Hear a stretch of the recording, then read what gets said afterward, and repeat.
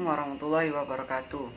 Perkenalkan, nama saya Muhammad Ulul Uzlam Ramadhani dari Prodi PPSI 2018A.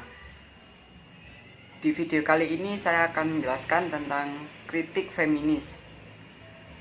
Di kritik feminis ini saya membagi menjadi 3. Yang pertama yaitu teori, yang kedua karya sastra yang dianalisis dan yang berhubungan dengan kritik feminis. Yang ketiga, kesimpulan. Saya akan mulai dari yang pertama yaitu teori. Teori kritik sastra feminis berawal dari hasrat para feminis untuk mengkaji karya penulis-penulis wanita di masa silam dan untuk menunjukkan citra wanita dalam karya penulis-penulis pria yang menampilkan wanita sebagai makhluk yang dengan berbagai cara ditekan, disalah tafsirkan, serta disepelekan oleh tradisi patriarkal yang dominan.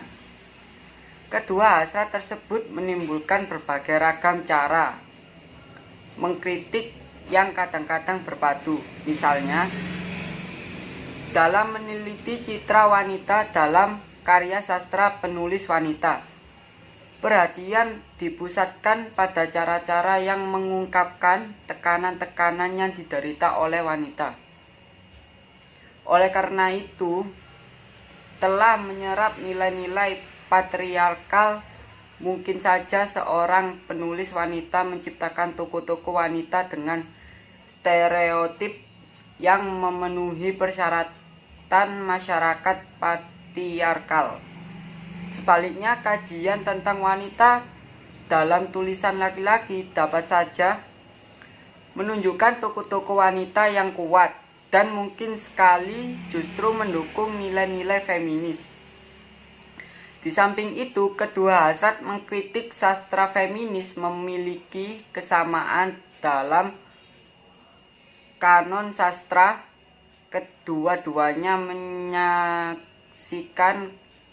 kebahasaan kanon sastra lama, bukan saja karena menyajikan tokoh-tokoh wanita stereotip dan menunjukkan rasa benci dan curiga terhadap wanita, tetapi juga karena diabaikannya tulisan-tulisan mereka. Adapun jenis-jenis kritik sastra feminis yang berkembang di masyarakat seperti yang pertama yaitu kritik ideologis. Kritik sastra feminis ini melibatkan wanita, khususnya kaum feminis sebagai pembaca. Yang menjadi pusat perhatian pembaca adalah citra serta stereotip seorang wanita dalam karya sastra. Kritik ini juga meneliti kesalahpahaman tentang wanita dan sebab-sebab mengapa wanita sering tidak diperhitungkan, bahkan nyaris diabaikan. Lanjut yang kedua yaitu kritik yang mengkaji penulis-penulis wanita. Dalam ragam ini termasuk penelitian tentang sejarah karya sastra wanita, gaya penulisan, tema, genre, dan struktur penulis wanita. Di samping itu, dikaji juga kreativitas penulis wanita, profesi penulis wanita sebagai suatu perkumpulan, serta perkembangan dan peraturan tradisi penulis wanita. Yang ketiga, kritik sastra feminis sosialis. Kritik ini meneliti tokoh-tokoh wanita dari sudut pandang sosialis, yaitu kelas-kelas masyarakat. Pengkritik feminis mencoba mengungkapkan bahwa kaum wanita merupakan kelas masyarakat yang tertindas. Yang keempat yaitu kritik sastra feminis psikoanalitik. Kritik ini diterapkan pada tulisan-tulisan wanita karena para feminis percaya bahwa pembaca wanita biasanya mengidentifikasikan dirinya dengan atau menempatkan dirinya pada si tokoh wanita. Sedang tokoh wanita tersebut pada umumnya merupakan cermin penciptanya. Yang kelima yaitu kritik feminis lesbian. Jenis ini hanya meneliti penulis dan tokoh wanita saja. Ragam kritik ini masih sangat terbatas karena beberapa faktor, yaitu kaum feminis kurang menyukai kelompok wanita homoseksual. Kurangnya jurnal-jurnal wanita yang menulis lesbianisme. Kaum lesbian sendiri belum mencapai kesepakatan tentang definisi lesbianisme. Kaum lesbian banyak menggunakan bahasa terselubung. Pada intinya, tujuan kritik sastra feminis lesbian adalah pertama-tama mengembangkan suatu definisi yang cermat tentang makna lesbian.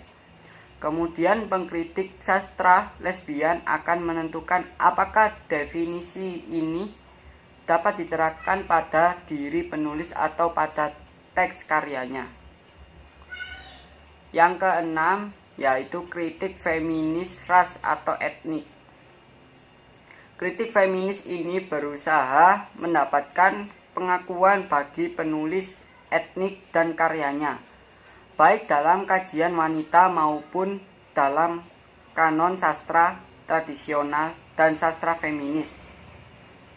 Kritik ini beranjak dari diskriminasi ras yang dialami kaum wanita yang berkulit selain putih di Amerika. Lanjut ke pembahasan yang kedua, yaitu analisis karya dalam kritik feminis. Saya mengambil contoh analisis artikel karya Religius Danarto, kajian kritik sastra feminis. Berikut akan saya bahas sedikit hubungan kritik feminis dengan artikel tersebut. Secara metodologis, kritik sastra feminis ini dipakai untuk mendekonstruksi teks cerpen Danarto yang selama ini selalu dinilai sekedar mengangkat permasalahan religiusitas atau murni.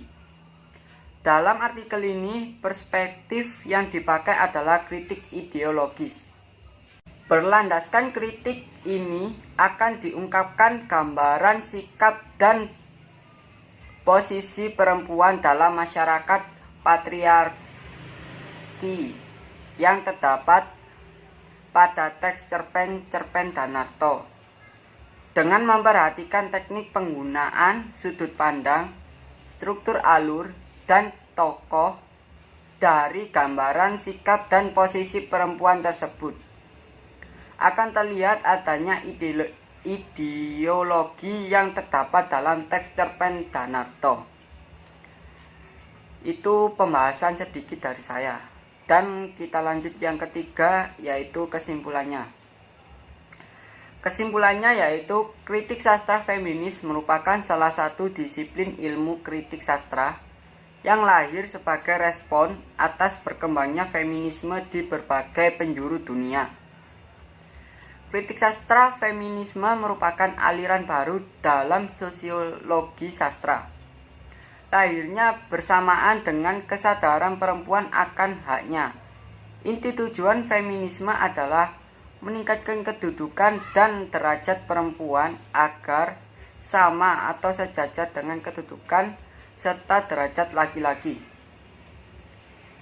Perjuangan serta usaha feminisme untuk mencapai tujuan ini mencakup berbagai cara.